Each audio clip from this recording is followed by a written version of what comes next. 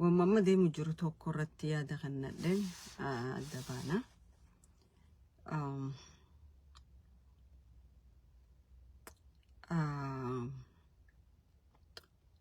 كنت مخاتكو مخبران تاتو جورمون كنت مخاتكو مخبرا يوم التنسين تاتو الرابوتي خانو ركسي خانا كنت ولم فكاني ولم متنسو لتي ركتشا جرا سبنكوني ساكما سباتو ركتشا جرا جتشولا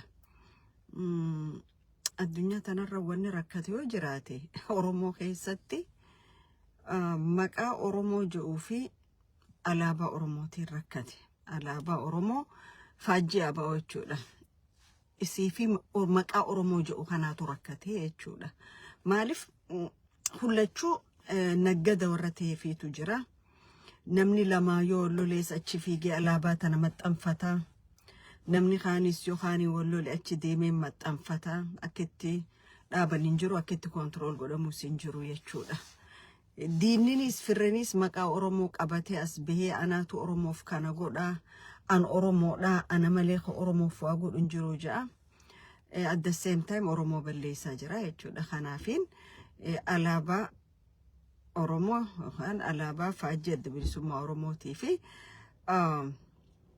أورمو ماتو ركتي نجد ركتي جتشولا وإما دانغاتي تو الركة ملي ديما جرنا دانغانا نوبها أورميا خانيتشولا دانغانا نوبها أورميا خانا خرا داري مو يفرقني خرا قنبي يفرقني خرا هوي يفرقني خرا يدو خانتي warra ollaati to biyyateenya weeraru jira warra kilili shanii daangaa cabsu jira nalaki warra kilili shanii miti daangaa cabsaa jiru mootummaa federaalaati to green light kannee fi akka zooniin kun cabu godhaa jira jechuudha horiin inni godhuun jiru horii federaali ramaduuni ibiddi inni ummata kanaan dhawu jiru ibidda federaali kannuu fi mootummaan warri kilili shaniitii fi warri isaatis onni hangas qabatani khadufani oromo ittiin waan godhan qaban wal beeyna waan teef jechuudha kanaaf kana ifatti khagoda jiru mootummaa federaala mataasaati fi shimallis abdiisaa mataasaati jechuudha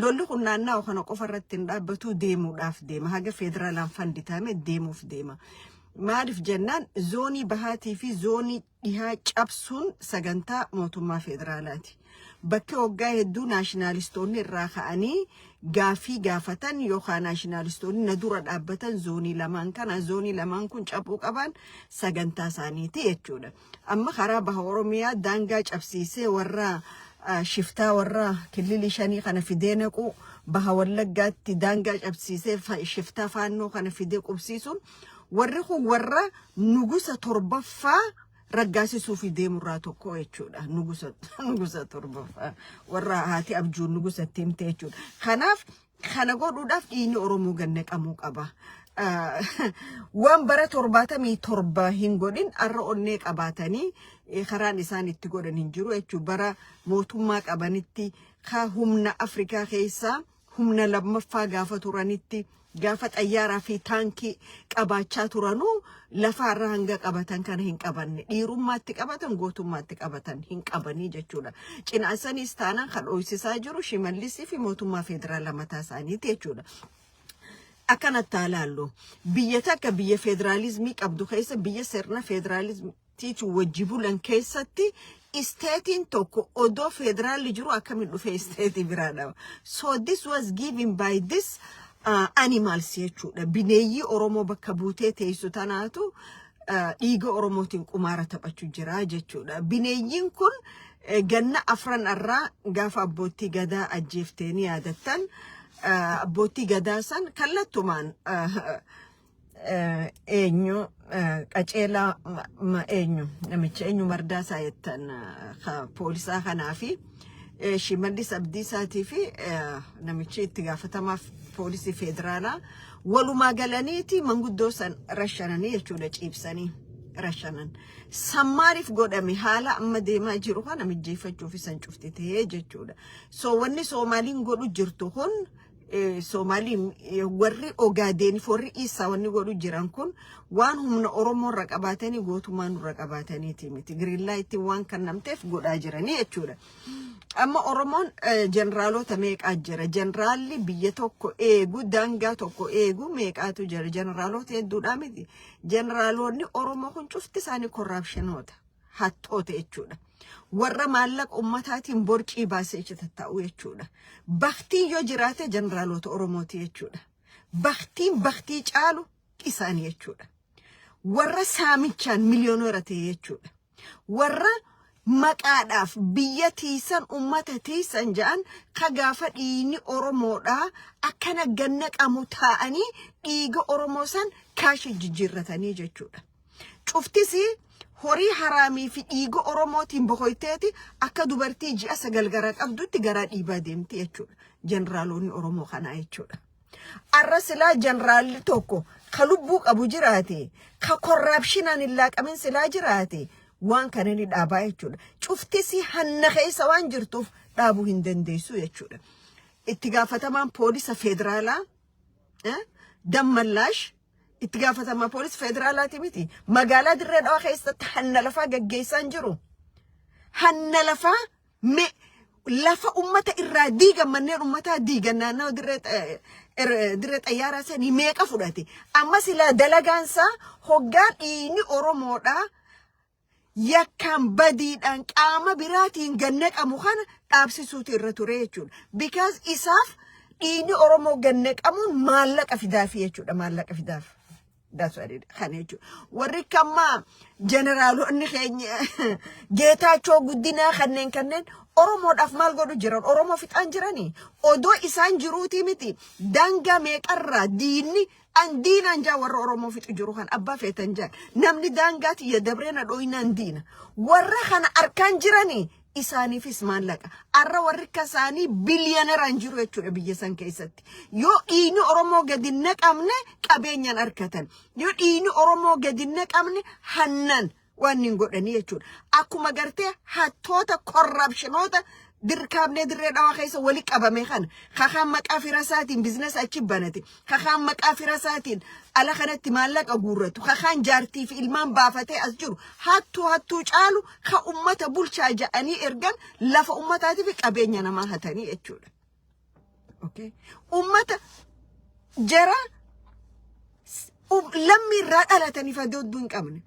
Bar seeraa haqa hojjechuun lammii irraa dhalatte qofaa miti nama si keessa jiru cufaafilleedha feerii eeydaa jechuudha. Okay, ummata yoo dhiigni Oromoo gadi naqamne biizinasaan harkanne jechuudha. Warri Dirree Dhawaa bulchan dhiiga muciyyoo ta'e ulfa garaa qabduu niiti miti kana gadaa turan ka maallaqa meeqatti fudhatan. Okay, silaa dhiiga san itti naggadachuu baatanii kaashii jijjiirrachuu baatanii namni si ajjeesan seeraaf dhiyaatan turre. Seeraaf dhiyaachuun irraan turre. Ijoollee jajjabduu Dirree Dhawaa mana hidhaa keessatti abbaa fi ilmaanii ganna 25 itti faradamee jiru kan maallaqa fudhattaniiti miti ka hiisiftan jajjabaa Oromoo cufa. Hattoonni Dirree Dhawaa keessa wali qabame kun jechuudha. Yakki isin uummata Oromootirra dalaydan yakka xiqqaadhaa miti.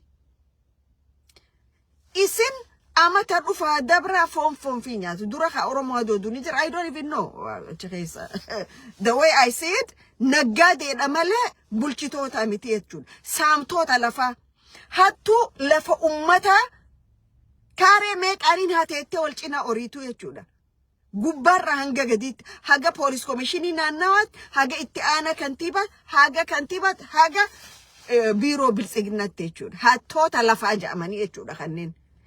Naggaade warra ummata rabba'aa ta'e jechuudha. Okay, ummanni tokko silaa bulchitoota rabba'aa ta'an bulchitootaatu onne dhawata ummataa laalee waan ummanni fedhu godhaa jechuudha. Isin garuu ummata rabba'aa taataniiti yoo namni tokko waan keessan barreessanii hiitan warra yuutuubaroota bobbaafattan malee kabiraa waan keessan barreessu yaamtanii mana diniina kannitaniif. Bulchitoota ifin jettan jechuudha isin hattoota malee bulchitoota miti. Okay, mee deemaati hiikaa leadershipidha baradha leadership jechuun maal jechuudha haga tokkollee taatu community teenya biyya alaa tanatti tajaajille leadershipin maal akka ta'e namni tokko hawaasa akkamitti akka tajaajilu barralleedha barsiifnelleedha. Garuu hattoonni akka keessanii kabiyyasan ekonomiisi namni lolaatu ekonomii biyyasanii cabsee jaamiti hattuulee mootummaa keessa zafamtee jirtuutu ekonomii biyyasanii cabsee jechuudha. Hattuun ifiyaatee obboleessaa sirra afeerrataa jechuudha. Jimaa Harargee eenyu kakokkee qabee jiru? Shimee eenyu jimaa Harargee kakokkee qabee jiru? Harargee lafasii saamsisu ummata si undermined godhu ekonomiidhaan cabsu psychologiidhaan cabsuun waan isin mari'attanii itti gabbaatanii jechuudha. Arra lafa teessan lafa tuulama haga qabrii abbootii fi ayyoon teessan bakka irra awwaalamtellee gurgurtanii fixaniiti lafa Oromoota biraa dabartanii jechuudha. Isin bar warra lafa qabrii warra keessan irra awwaalame investorootaaf gurguraa jiru. Tanaaf Oromoon takka tabeekuu qabu waa'ee daangaa baha Oromiyaa harka 145 deemaa jiru kana kallattiin ka godhaa jiru mootummaa federaalaati.